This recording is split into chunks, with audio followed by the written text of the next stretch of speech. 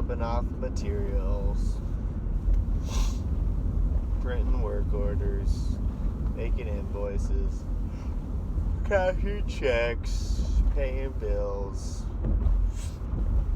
taking water heaters from the delivery guys, and then putting them back in the water heater storage area. And then just doing random tasks, moving all the last year's paid invoices and bills to different file cabinets, and then setting them up in storage, and then, I don't know, be an extra helping hand, lifting up water heaters and whatnot, picking up materials, dropping them off. Just a lot of little stuff. Say the biggest thing though is keeping my eye on all the bills that I have to pay, and just making sure they get done. Excuse me, in a timely fashion. But it's nice. I got freedom to do at the hours when I need to. So I've been going back at night 2 or 3 times a week, or in the evenings on Sunday sometimes, just to make up some hours and make it all not relative, but it's just with volleyball, I'm always having to leave kind of early, and those first 2 weeks where we had so many away matches, those were also challenging days, just to get any real work done. But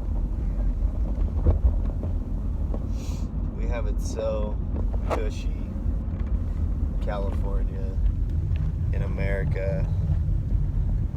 How could anybody really complain? I can't.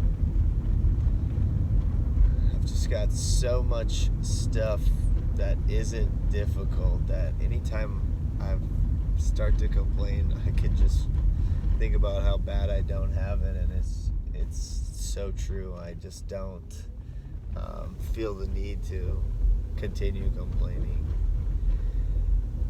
And I think that's the challenging part of being a human, is not comparing your situation with everyone else's, and not being upset with everyone else because you're not making moves yourself. Say anything that really happens in my life is due to me. And so all the things that I wish I would have done, that's all on me. I just didn't pull the trigger because I'm a huge panoche. But also there's the thinking that tomorrow I won't be. Maybe I'll pull the trigger on some of those things I want to do. And the whole saying that if you do something you love, you'll never work a day in your life, I think that holds a lot of weight, but I think also it would be better if it was explained a little more detailed. Like, just focus on whatever you like to do, and then just keep doing that, and then you should start looking for ways that people get paid doing that thing in that industry. Because whatever you like to do, there's stuff that goes along with it. T-shirts, equipment, all that stuff. If you like playing Ultimate Frisbee, shouldn't you play a ton of Ultimate Frisbee? And then you can wax intellectual about the best Frisbees and the best shorts and the best shoes and all the gear for that. And shouldn't you want to pass that passion for Ultimate Frisbee on to the younger people, so they will continue to go through, enjoy it, and maybe make it a bigger platform, a bigger thing, and then there's more Ultimate Frisbee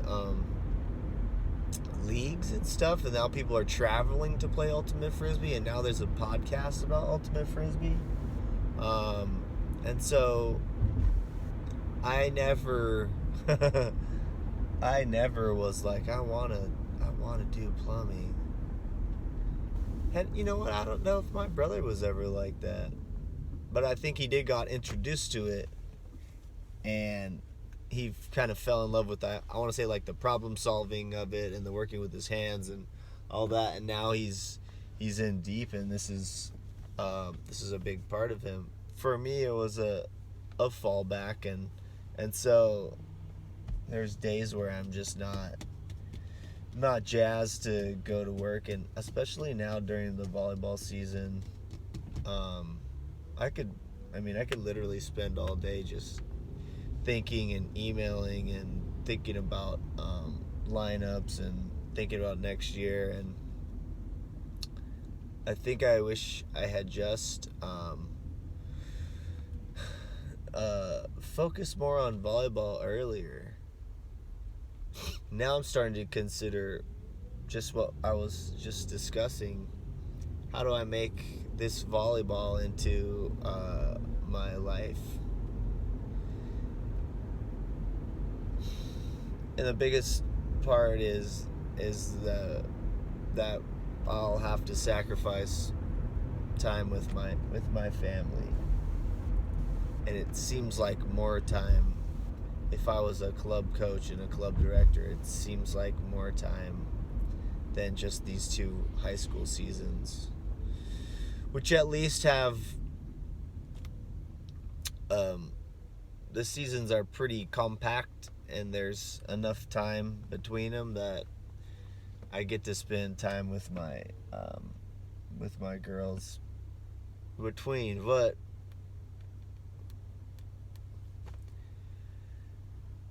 to put a banner up on the wall, you need personnel that is touching the ball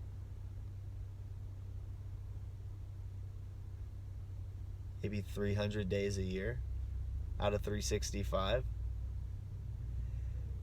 And the 65 days that are off, really it's a few days here and there, maybe a week or 2 combined here or there, but no more than, I'd say, 3 weeks where they don't go without touching the ball. Or they're, or maybe they're injured and they got to combine 65 days where they're just resting and not playing.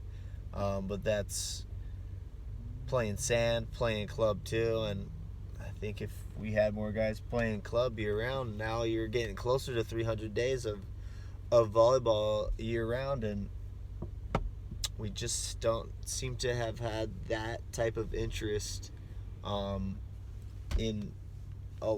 a lot of the kids lately. And I know a lot of that's due to my fault and the culture that I've let kind of become a little too relaxed, and which doesn't, to me, it doesn't make sense, because I'm just so into it. But I guess it just doesn't come across that way, because I've been more calm and reserved in the gym the last few years as I gotten older, and I think it's because I'm tired from just chasing my kids around, and I literally don't have as much energy as I had in my first 2-3 seasons of varsity coaching. But I only had 0 to 1 kids then, and I was a lot more excited and invigorated because it was all new to me and felt like I had something to prove. And there's just a lot more hooting and hollering and jumping and screaming going on, and I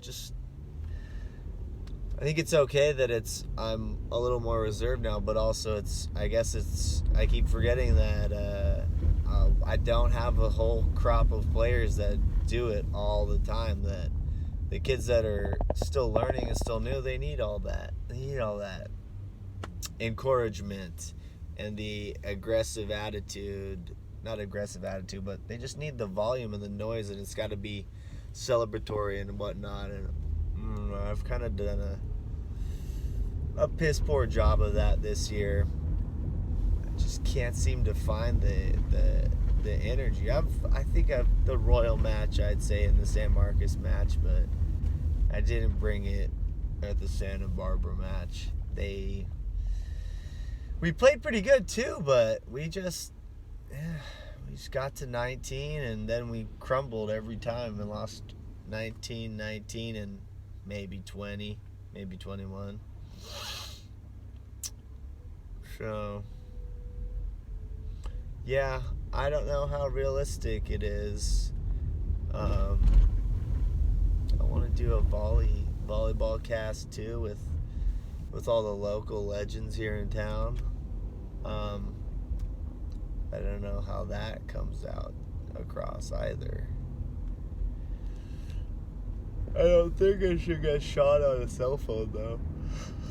I have to have a real camera. Or Zoom or something. I don't know. There's a copper over there. Act natural. Okay, that was good. I think about like volleyball products that haven't been invented yet that could be helpful. Haven't really thought of any. I don't know. I say you do volleyball reaction videos, or just be feet on the ground here in this small town where the volleyball is so good, but I don't know if we're covering it as closely as someone that's just engrossed in the volleyball scene. I think the Newshawk does pretty well, but what if someone's just watching the high school and club indoor, and not even sand? Because I don't really like sand. It's fun, but it's too nerve-wracking. Just you and one other guy, and then what if your partner's a dick?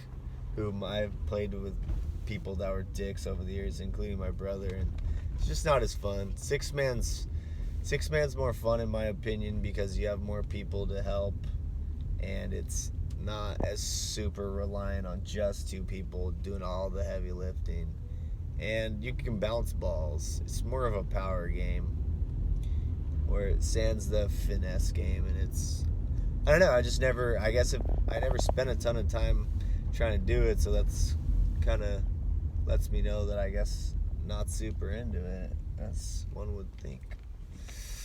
Anyways, I think I missed the boat on volleyball as a paying career. Right now it's pretty much a volunteer situation. I get paid, I don't know, $2,700, but lately in the past years I've been chopping a lot of that out to help pay for some of my coaches who really deserve it, because I can't do all this alone, not even close. So, all right, bye.